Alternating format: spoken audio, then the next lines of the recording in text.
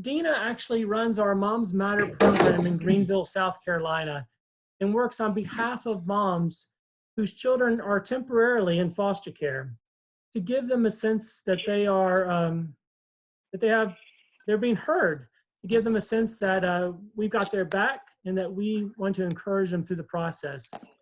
Sitting with Dina is Angel. Angel is our mom who's going to help us understand. So Dina, Angel, thank you both for joining us today. Angel, why is this subject matter so important to you?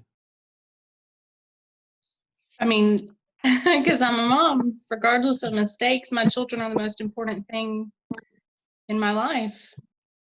Well said, well said. Very good, thank you. What did it feel like, Angel, at the point that the case that you have to hold and carry, what did it feel like when the case started for you? Hopeless, helpless. It's very shock-inducing, and something that just makes you feel rather alone and unsure of where to go, where to turn, what to do. What to do, all alone, where to turn, the shock of it all, and then what were you most concerned with? If you could go through those first couple weeks, where did you focus your thoughts, or was it just too difficult to focus? We'd love to hear from you so we can understand it's a learning process. It's very it's terrifying. You wonder what you can do now. Will you be able to do it? Will you get your children back? When will you get to even see them again? How long it's going to take, what the process will entail. That's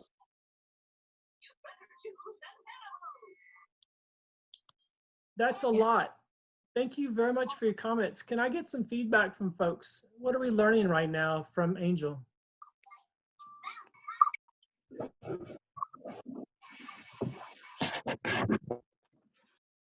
David, this is Sharon Carell. I don't see my name up there anywhere. I'm not on video, but do you hear me?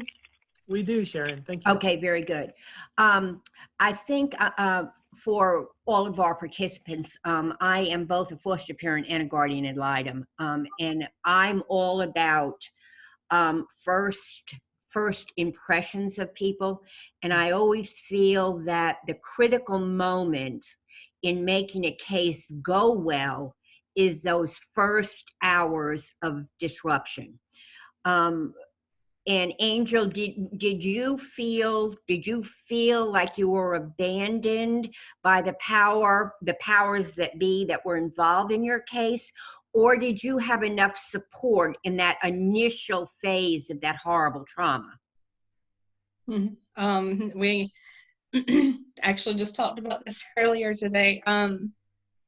So the process itself, when everything happened and emergency custody was taken, was several hours. And so by the time I loaded my children into a van to leave, it was the middle of the night, and I was left trying to figure out what to do next, holding a pamphlet. So yes, it was very, very lonely. How long did it take for you to be reunited, so to speak, with, I'm assuming DSS was involved in the case, is that correct? Yes, ma'am, yeah. How long did it take before you finally got some answers to your concerns? We were contacted about 2 days later for our family team meeting, which took place on the third day, I believe. And we got a few answers then on the next steps, at least, not necessarily the full process on what to expect, but at least it was something on where to go immediately from there. I know from experience that there is a gazillion questions that parents have. If you could only ask one question initially, what would that one question be that you needed beyond anything else to have an answer to? The one I would have liked the most is where are my children going? I know that that's not possible, but at least when will I see them next? That's the one thing that I was looking forward to. I needed as soon as possible. I wanted to know when, something like a focal point to get me through that time. Okay. Thank you, April. Those are very good points of interest, and I think should be addressed in our Guardian program to see if we could be a little bit more responsive to those parents coming in at first during those first few days. It's horrible. It's traumatizing, I'm sure. And thank you for being brave enough to come and share it with us. It's only through moms and dads like yourself that help make our jobs easier and more efficient and better outcomes for our kids. So thank you. I appreciate that. Thank you. So very true. Very well said. And thank you very much, Angel. I believe we all agree with that. Amen to that. Any other questions for Angel? And then I'm going to bring her into the conversation. What provides your level of comfort during this difficult time? Any other questions before we go there?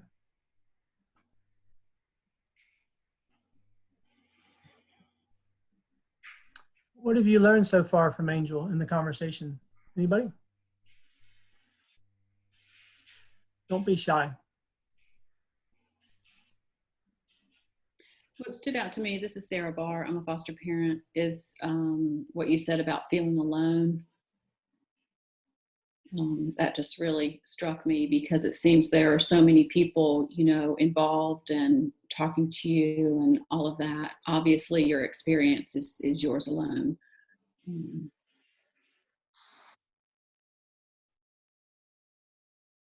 Well said. Angel, your points are powerful. Thank you very much. I'd like to end this segment of learning within the Moms side, Moms Matter, our Moms Matter program. What provides a level of comfort for you during this time, Angel? So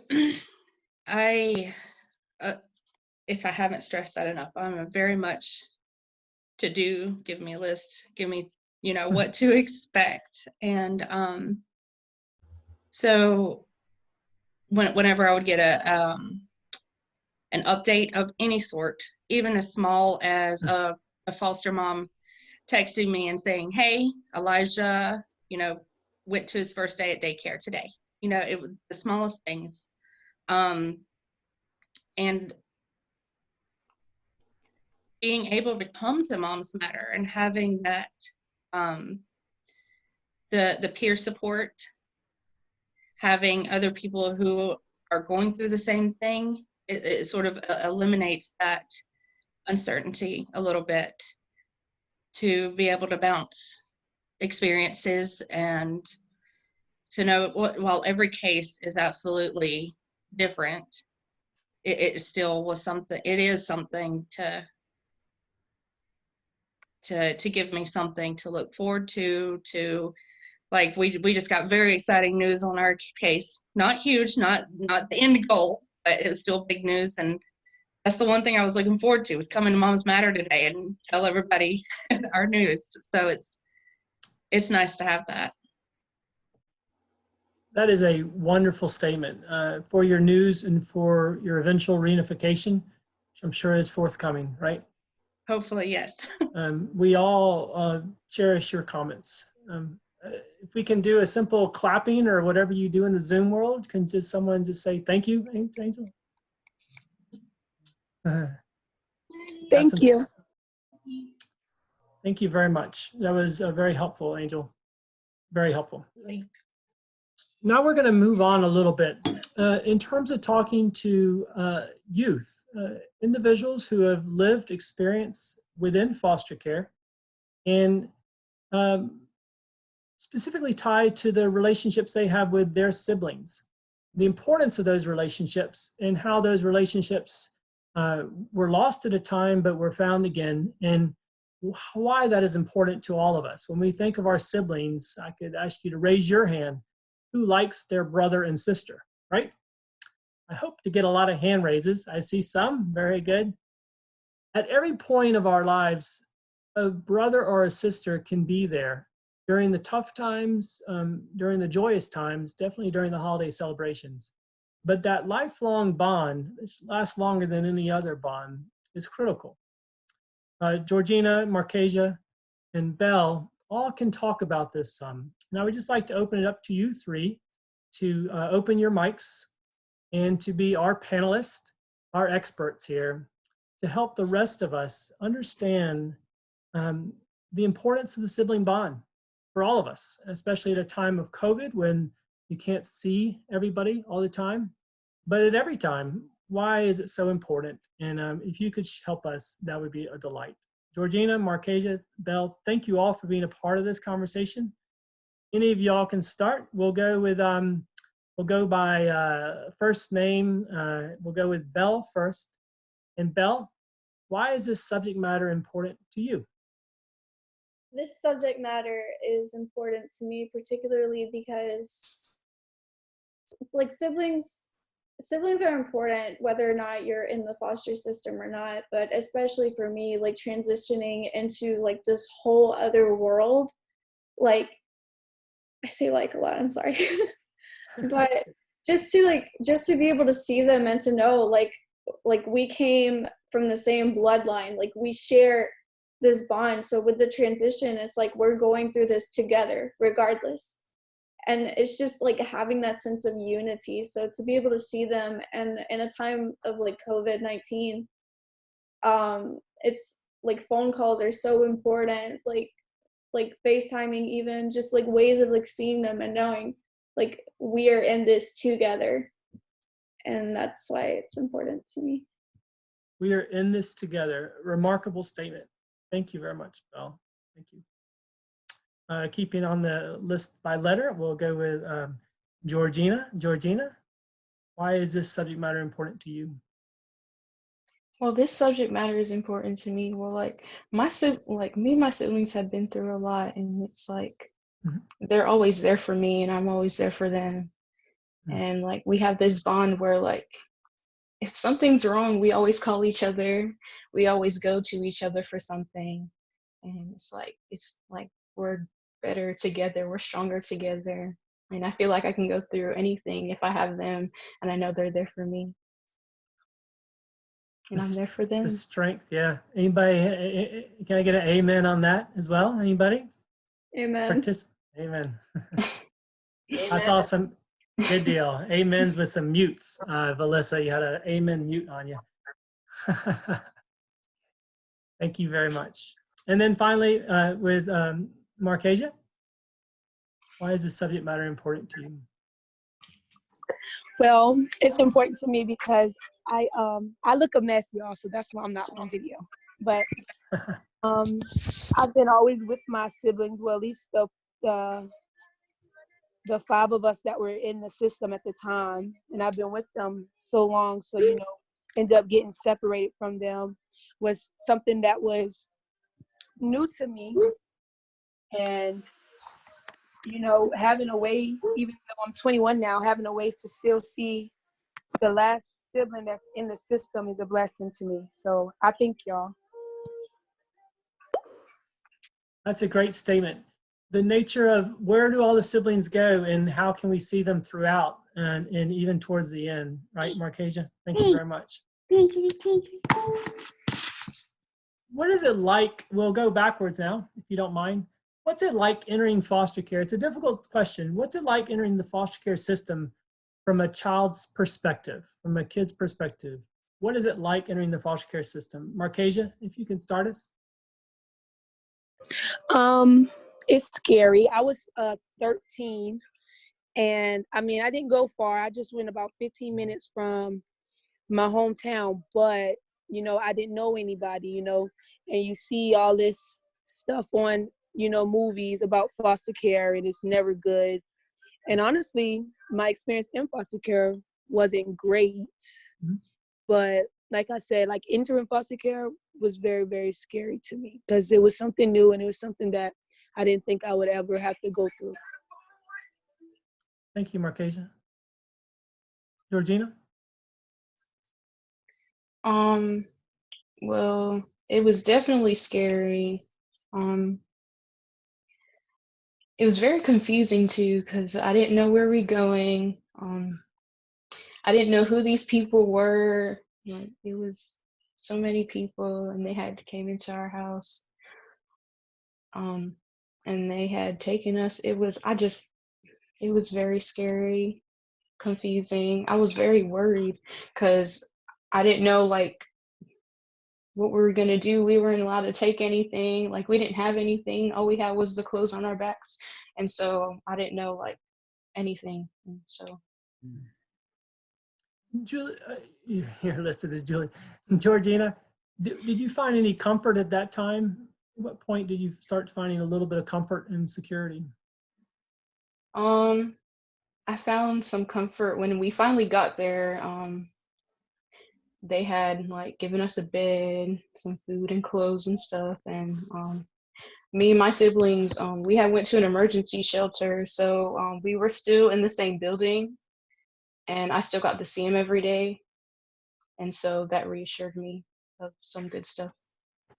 Well said. And because are you the oldest in your sibling group? Yeah. Do I have that right? Yep. You're the protector. My older sister, she wants to monitor me wherever I go. Still. And then Belle, what was it like entering foster care from a kid's perspective back in the day for you? From a child's perspective, it was very, very disorienting because these people came to our house and then like we were trying to figure out like how to stay there, and then like this silent battle we lost, and all of my siblings except for my oldest were like piled into this car, and we were asking like when we were going to see our parents again, and the only answer and soon is relative, so we didn't know anything. And we were just like waiting to see where we were going, and just like it was so like disorienting. Disorienting, scared, uncertainty. When is comfort going to come into the play?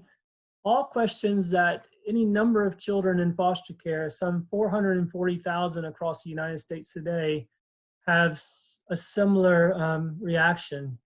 The key to foster care that goes well is an individual who is often an adult who says, I hear you.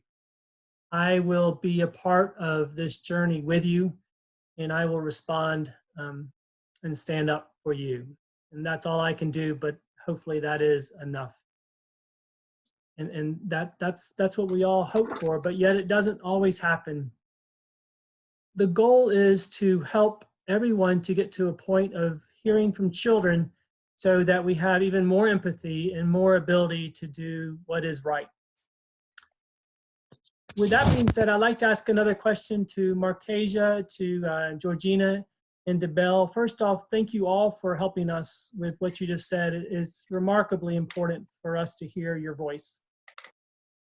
At what point were you all three separated from your siblings, and what was going through your mind at that point? And after that question, we'll get to some more happy things, right?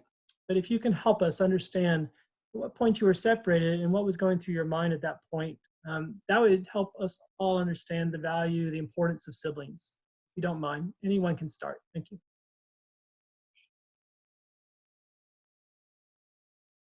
I'll start.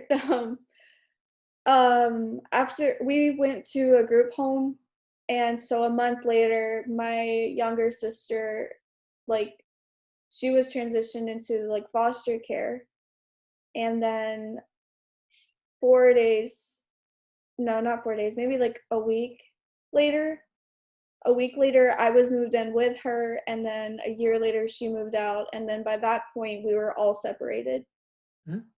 And that was, it's one of those things that you don't process until after it happens. Because in the moment, you're just like, okay, they're telling me where to go. I'm going to go to this place, and I'm going to be there. And that's the only thing you can think about, because to think about it in the moment would cause panic and like any sort of dumb response, like should I run away? Should I, like, how should I go about this? So you don't think about that. You just think about how to get from point A to point B. Very well said. Thank you. Thank you very much, Bill. Georgina and Markesia? I'll go next. Well, for me, I was 17 at the time. Like, I've been in foster care from 13. We went back with my mom once, but that wasn't for long. And so, like I said, I was 17 and we were all in a group home, and I left first. And to me, I mean, that felt like somebody stabbed me in my heart, because I mean, I was mean to my siblings sometimes, you know, in a playful way, but I really did deep down, you know, love them. Of course, so being away from them was something new to me. You know, foster care wasn't new to me anymore. So now I had something else. Oh, hold on one second. Sorry, you guys. Markesia has some good cell phone music there, I could tell. No, I mean, that was the TV. But yeah, so it was hard and it was weird, honestly. And it took about, I want to say, a good 3 to 4 months for me to really, you know, get over the fact that I wasn't living with them anymore, or I wasn't going to be around them anymore like I used to be. And so that was really, I felt like that was harder than being in the system at the time, because I was so used to it. It's a profound statement. Would anybody like to, everybody see the profoundness of what Markesia just said? That bond of siblings is really paramount for our sense of security. Thank you very much for that statement. And Georgina? Well, me and my siblings got moved around a lot. Well, after the emergency shelter, we went to a group home and we were all in the same house together. But then they had opened 2 more houses, and then I remember my 2 siblings, my brother and sister, they had moved to a house, and then yeah, we got moved around a lot, because I know sometimes it was just me and my sister, then it was like my 2 brothers were together, and then it was just one of my brothers, then my other brother in a different house. But the one thing that well, the biggest impact that happened was my brother. He had wanted to leave, and so he had got himself in trouble a lot, and so he ended up going to juvie for a little bit, and that's when, like, we were really not together.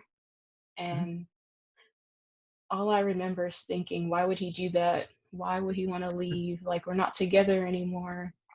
And it had really broke my heart how he didn't want to be there, and we weren't together anymore. And yeah, I was really sad. And then he came back, but then he left again. And now I'm still here, and my 2 siblings, they're with an adopted family, and then my other brother, he's somewhere, we don't know where he's at. But yeah, it's kind of hard not being together, because I don't get to see him as much, especially during all this going on in COVID-19. But I still get to talk to them. Yeah. Like on the phone. Powerful statements, Georgina. I think it reverberates for everyone on the call here. It's that bond, you know. Georgina, can I ask a follow-up question? Yeah. When you got reunited with even just one of your siblings, how did that feel? It's a smile was on my face. I was so happy.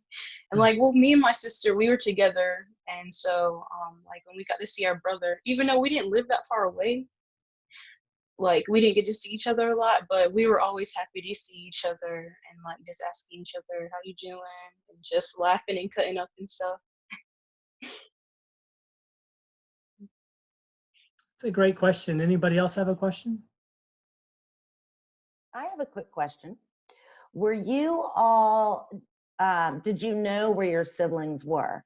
Were you allowed to Yes. know where they were? Okay. Yeah, I always knew where they were. Yeah. So that like, yeah. So it was that one time when my brother, he had left and went to jail was when it really had impacted me because I didn't know where he was going. Like I knew he was going to juvie, but we didn't know like how long he was going to be there. And we didn't know what he did for a while, but we found out. But yeah, it's nerve-wracking.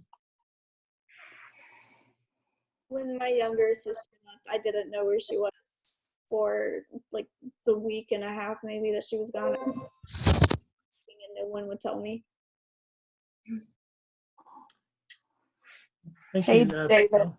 Hey, David. This is Jocelyn. Hi, everyone. Jocelyn. Thank you to the mom and the youth on the line sharing your journeys. What I hear is a lot of trauma that was experienced, you know, from the mom's perspective and from the youth's perspective. And I really feel for that. So I would just wonder what kind of like counseling or whatever is offered to both sides to kind of help get through this process. Great question.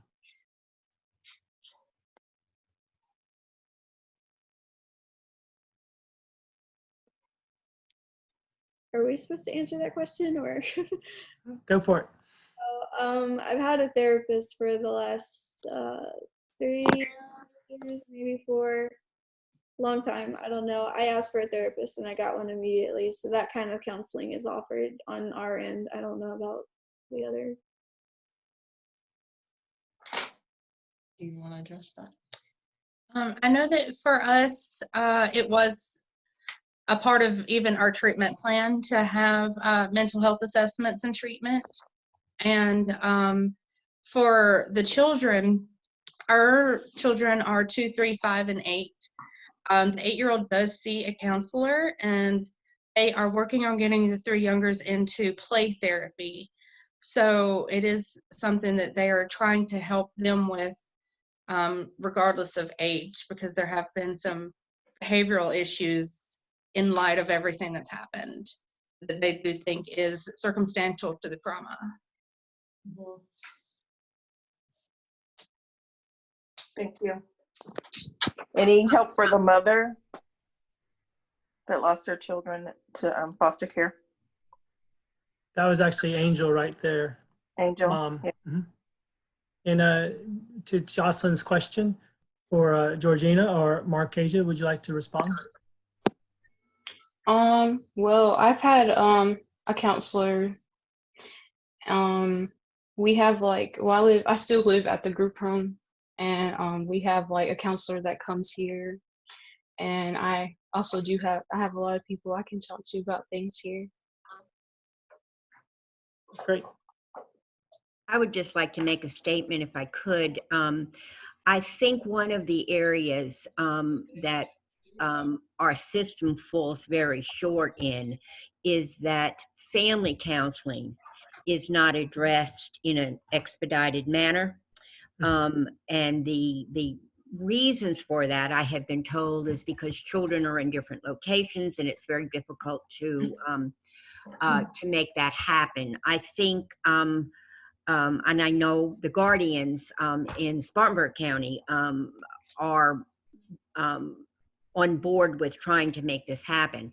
But I think it would be certainly helpful for everybody to communicate and share what their feelings, because oftentimes there's anger that we got removed, children don't understand, and they need to be able to ask their parents questions in a therapeutic setting so that it will be productive rather than something that's more more damaging to the already terrible situation. Georgina, Markesia, Belle, would you agree with that? Yeah. Yeah. Thank you. Yes. Mm-hmm. Now, Grace, you have your hand raised. Did you mean to have your hand raised? Yeah. Go for it. Okay. This is for either of the girls. Most of my kids, I'm a guardian ad litem with Green County. What are some methods the guardians have been able to do with y'all, if you have them, or if you're appointed ones, especially at that the critical EPC time or the first placement? That would be something we could, methods that GALs have used that have worked for y'all, that are encouraging to y'all or positive or just beneficial overall. And maybe on the flip side, things that you haven't appreciated guardians doing.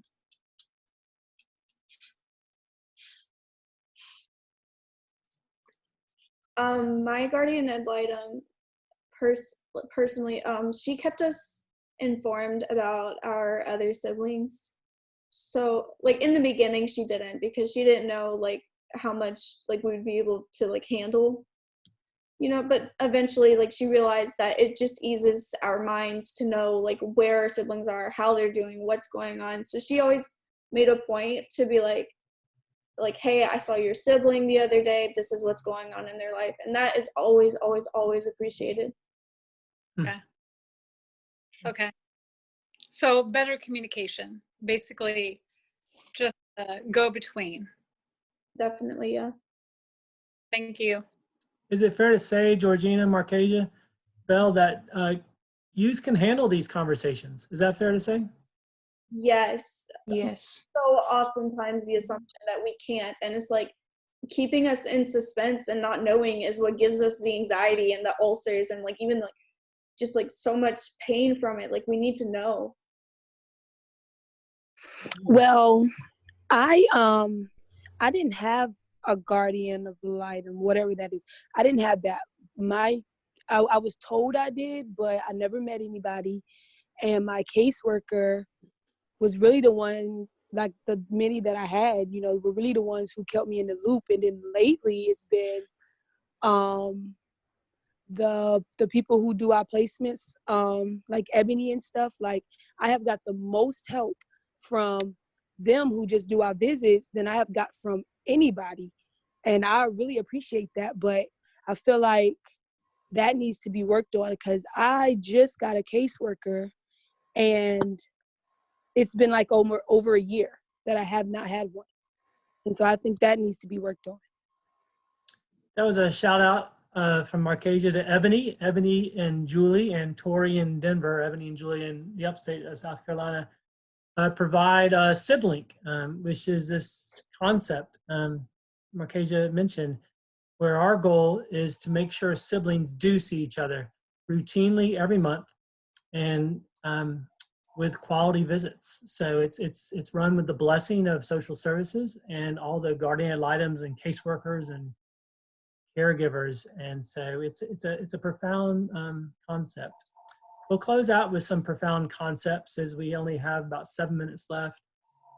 Or Georgina and Belle, if you could also state what has been a moment of comfort, or who has been helpful to you to give you a sense of security, a sense that your siblings are okay. I think we always end with something that is more hopeful and positive is good, and we really so much appreciate the comments here. Georgina? Well, what gives me a sense of comfort is like my brother, like a week ago, he hadn't contacted me in like a month, and a week ago I got a call from him, and like we were just talking, and he told me that he was fine, and like he just wanted to check up on me. And I was like, I was been wondering what you were doing this whole time. And so him giving me a call really gave me a sense of comfort. I know the social worker here, he does, because They're in contact with the adoptive family that have my other 2 siblings, and they're together. And she does, and sometimes my brother and sister will text me, and yeah, that gives me a sense of comfort. Well, They're the doing goal good. is to provide more and more of that.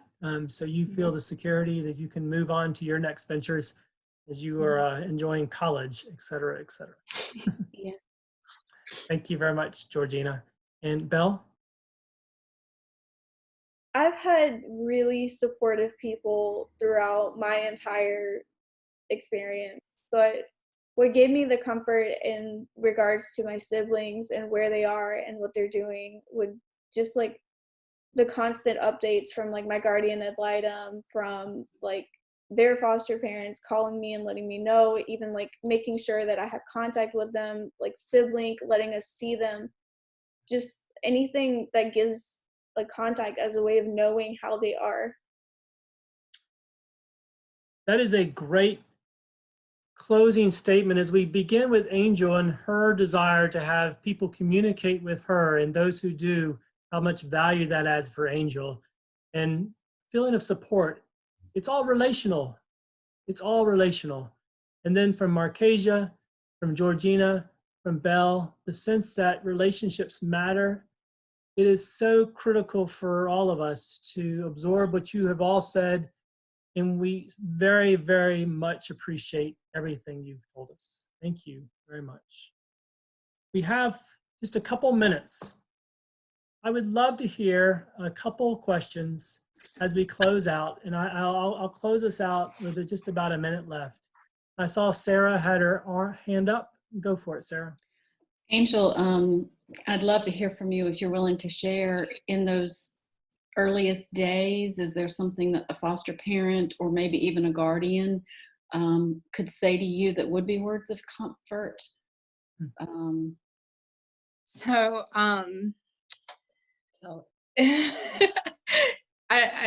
I felt like it was like a long shot at first, but when we knew what was about to happen, we were not given the chance to get clothes and items together for anyone, but I was able to throw a bag together with just like the essential diapers, wipes. Everybody was shoeless in their pajamas. So I grabbed a pen and I wrote names and phone numbers on everybody's arms. And only one foster mom used it. So like even if the foster mom was uncomfortable with letting someone call me or anything like that, create a Google number, shoot me a picture, just a little bit of reassurance. Everybody's safe. Everybody's okay. We asked about 1,000 times that first week, are they together? Is anybody together? Any updates? Just a little bit of peace of mind would have been amazing. Oh, that's so powerful. That's Reassurance. very powerful. Let's close out with that, because that statement just made me chill. I don't know about y'all. Perfect. So helpful for us to see. Thank you again, Angel, Belle, Georgina, Marcasia. Can we just give a resounding Zoom video chat, unmute, thank you, and we'll close out and hopefully see a lot of y'all next week on our one on academics. Thank you, thank you, thank you. Thank you, everybody. Thank you. Awesome job. Thank you.